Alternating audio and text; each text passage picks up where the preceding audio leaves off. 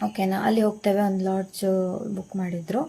T Narasipura ಅನಿಸ್ತದೆ ಅದು ಊರು. ಹೌದು, ಟಿ ನರಸೀಪುರದಲ್ಲಿ ಒಂದು ಲಾಡ್ಜ್ ಬುಕ್ ಮಾಡ್ತಾರೆ, ಅಲ್ಲಿ ಹೋಗ್ತಾರೆ. ಅದು ಯಾವ ಥರ ಇತ್ತು ಅಂದರೆ, ಒಂದು ಫ್ಯಾನ್ ಉಂಟು, ಎಷ್ಟು 3rd ಫ್ಲೋರಲ್ಲೂ ನಾವಿದ್ದದ್ದು.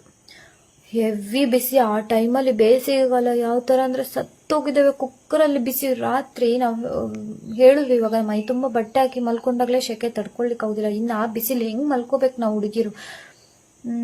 ನಂಗೆ ಗೊತ್ತಿಲ್ಲ ಇದು ಯಾವ ಥರ ಪೋಟ್ರೆ ಆಗ್ತದೆ ಅಂತ. ನಾವು ಆ ಟೈಮಲ್ಲಿ ಹೇಗೆ ಮಲಗಿದ್ದೇವೆ ಅಂತ ನಮಗೆ ಗೊತ್ತು. ಎಷ್ಟು ರಾತ್ರಿ ನಿದ್ರೆ ಬರೋದಿಲ್ಲ, ಹುಚ್ಚು ಹಿಡಿತದೆ, ಅಳುದು. ಬೆಳಿಗ್ಗೆ ಇದ್ರೆ ಬೆಳಿಗ್ಗೆ ಬೇಗ ಹೋಗಬೇಕು. ನಾನು ಇವ್ರು ಈ ಥರ ಮಾತಾಡುವಾಗ ನಾನು ಇದನ್ನೆಲ್ಲ ತೆಗಿಬೋದು ಅಲ್ವಾ. ನಾನು ಇಷ್ಟು ದಿನ ಇದನ್ನು ತೆಗಿಲಿಲ್ಲ, ಎಲ್ಲಿ ಸಹ ನಾನು ಹೇಳಲಿಲ್ಲ, ಎಂತ ಕೇಳಲಿಲ್ಲ. ನಮಗೆ ಸಹ ಮಾನವೀಯತೆ ಉಂಟು, ನಾನು ವರ್ಕನ್ನು ನಂಬ್ಕೊಂಡು ಹೋದವಳು, ನಂಗೆ ಹೇಳ್ಬೋದು. ಬಟ್ ಇವಾಗ ಹೇಳ್ತಿದ್ದೇನೆ ಎಂತಕ್ಕಂದ್ರೆ, ಇವ್ರು ಇಷ್ಟು ಬ್ಲೇಮ್ ಮಾಡುವಾಗ ನಾನು ಮಾತಾಡಲೇಬೇಕು. ನಾನು ಮಾತಾಡಲಿಲ್ಲ ಅಂದರೆ, ಈ ವಿಡಿಯೋ ಮಾಡಲಿಲ್ಲ ಅಂದರೆ ನೆಕ್ಸ್ಟ್ ಯಾವ ಥರನೂ ಪೋಟ್ರೆ ಆಗ್ಬೋದು ನಾನು. ಅದಕ್ಕೋಸ್ಕರ ಹೇಳ್ತಿದ್ದೇನೆ. ಅಲ್ಲಿ ಆ ಥರ ಅಷ್ಟು ಕಷ್ಟಪಟ್ಟು ಎಷ್ಟು 32 ಡಿಗ್ರಿನ 48 ಡಿಗ್ರಿನ ಬಿಸಿಲು ಟಿ ನರಸೀಪುರ ಆ ಟೈಮಲ್ಲಿ.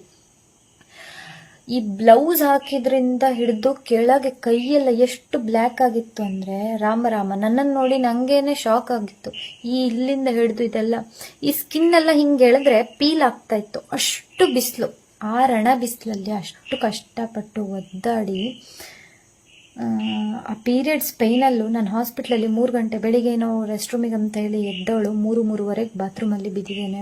ಅಲ್ಲಿಂದ ಎತ್ಕೊಂಡು ಬಂದು ಹರ್ಕೊಂಡು ಬಂದಿದ್ದೇನೆ. ನಂಗೆ ನಡಿಲಿಕ್ಕಾಗದೆ ಬೆಡ್ಡಲ್ಲಿ ಬಂದು ಅಳ್ತಾ ಇರಬೇಕಿದ್ರೆ 3:03ಗೆ 4 ಗಂಟೆಗೇನೋ ಮ್ಯಾನೇಜರ್ಗೆಲ್ಲ ಕಾಲ್ ಮಾಡಿ ಹಾಸ್ಪಿಟ್ಲಿಗೆ ಅಡ್ಮಿಟ್ ಮಾಡಿದ್ದಾರೆ. ನಾನು ಅಲ್ಲಿಂದಲೂ ಬಂದವಳು ರೆಸ್ಟ್ ತಗೊಳ್ಳಿ ಅಂತ ಹೇಳಿದಾಗ ನಾನು ಅಲ್ಲಿಂದಲೂ ನಾನು ರಿಕ್ವೆಸ್ಟ್ ಮಾಡಿಕೊಂಡು ಬಂದು ಶೂಟಿಂಗ್ ನಡೆಸಿಕೊಟ್ಟಿದ್ದೇನೆ. ಎಂತಕ್ಕಂದರೆ ನಂಗೆ ಅಷ್ಟು ಇಂಟ್ರೆಸ್ಟ್. ನಾವು ಮಾಡುವ ಕೆಲಸ ದೇವರಿಗೆ ಸಮಾನ ಅಂತೇಳಿ ನಾನು ಅಷ್ಟು ಇಂಟ್ರೆಸ್ಟ್ಲಿ. ಒಂದು ಸೀನಲ್ಲಿ ಮಿಸ್ ಆದರೂ ಎಲ್ಲಿ ನಾನು ಮಿಸ್ ಆಗಿಬಿಡ್ತೇನೋ ಅಂತೇಳಿ ನಾನು ಆ ಸೀನ್ ಮಾಡಿರೋದು. ತುಂಬ ಕಷ್ಟಪಟ್ಟಿದ್ದೇವೆ. ಬಟ್ ಇವಾಗ ಅವರು ಬೇರೆ ಥರನೇ ಪೋಟ್ರೆ ಮಾಡ್ತಿದ್ದಾರೆ. ನಂಗೆ ಗೊತ್ತಿಲ್ಲ ಎಂತಕ್ಕೆ ಈ ಥರ ಮಾಡ್ತಾ ಇದ್ದಾರೆ ಅಂತೇಳಿ. ಮ್ಯಾನೇಜರು ನನ್ನ ಪ್ರಕಾರ ತುಂಬ ಒಳ್ಳೆ ವ್ಯಕ್ತಿ ಮ್ಯಾನೇಜರು. ಬಟ್ ಅವ್ರಿಗೆ ಹೆಂಗಾಗಿದೆ ಅಂದರೆ, ಇವಾಗ ನಾನೊಬ್ಬರು ಅಂಡರಲ್ಲಿ ಕೆಲಸ ಮಾಡ್ತಿದ್ದಾನೆ ಅಂದರೆ ನಾನು ಅವ್ರಿಗೆ ಮಾತು ಕೇಳಲೇಬೇಕು, ಇಲ್ಲ ಅಂತ ಹೇಳಲಿಕ್ಕೆ ಆಗೋದಿಲ್ಲ. ಸೊ ಆ ಥರನೂ ಆಗಿರ್ಬೋದು, ನಂಗೆ ಜಾಸ್ತಿ ಗೊತ್ತಿಲ್ಲ. ಬಟ್ ಮ್ಯಾನೇಜರ್ ನನ್ನ ಪ್ರಕಾರ ಒಳ್ಳೆ ವ್ಯಕ್ತಿ. ಬಟ್ ಲಾಸ್ಟಲ್ಲಿ ಉಲ್ಟಾ ಬಿದ್ದರು ಮ್ಯಾನೇಜರು.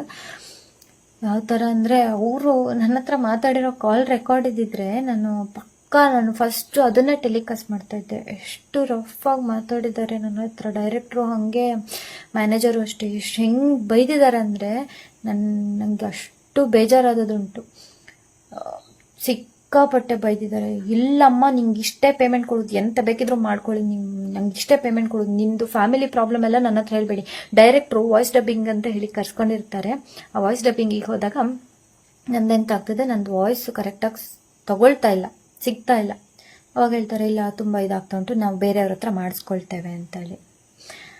ಆವಾಗ ಬೇರೆಯವ್ರ ಹತ್ರ ಮಾಡಿಸ್ಕೊಳ್ತೇವೆ ಅಂದಾಗ ಡೈರೆಕ್ಟ್ರ್ ಹತ್ರ ನಾನು ಹಿಂಗೆ ಮಾತಾಡ್ತೇನೆ, ಸರ್ ಪೇಮೆಂಟ್ದು ನಂಗೆ ಗೊತ್ತಿಲ್ಲ, ಮೇ ಬಿ ಅಲ್ಲಿ CC ಕ್ಯಾಮರಾ ಇರ್ಬೋದು, CC ಕ್ಯಾಮರಾ ಇರ್ತೇನೆ ಇರ್ಬೋದು. ನಿಮಗೆ ಬೇಕು ಅಂದರೆ ಅಲ್ಲಿ CC ಕ್ಯಾಮರಾ ಇದ್ದರೆ ದಯವಿಟ್ಟು ಚೆಕ್ ಮಾಡ್ಕೊಳ್ಳಿ. ಅಲ್ಲಿ ಕೂಡ ಯಾವುದು ಅಬ್ಬೈನಾಡು ಸ್ಟುಡಿಯೋ, ಅಲ್ಲಿ ವಾಯ್ಸ್ ಡಬ್ಬಿಂಗ್ ಇದ್ದು ಒಂದು ಸ್ಟುಡಿಯೋ ಉಂಟು, ಅದ್ರ ಹೊರಗಡೆ ಕುತ್ಕೊಂಡು ಮಾತಾಡ್ತೇನೆ ನಾನು.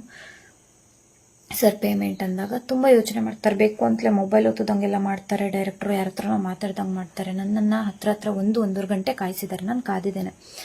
ಕ್ಷಣದ ಸುದ್ದಿಗಳಿಗಾಗಿ ಫ್ರೀಡಮ್ ಟಿವಿ ಸಬ್ಸ್ಕ್ರೈಬ್ ಮಾಡಿ, ಲೈಕ್ ಮಾಡಿ ಹಾಗೂ ಫಾಲೋ ಮಾಡಿ. ಹೊಸ ಸುದ್ದಿಗಳ ನೋಟಿಫಿಕೇಶನ್ಗಾಗಿ ಬೆಲ್ ಐಕಾನ್ ಮೇಲೆ ಕ್ಲಿಕ್ ಮಾಡಿ.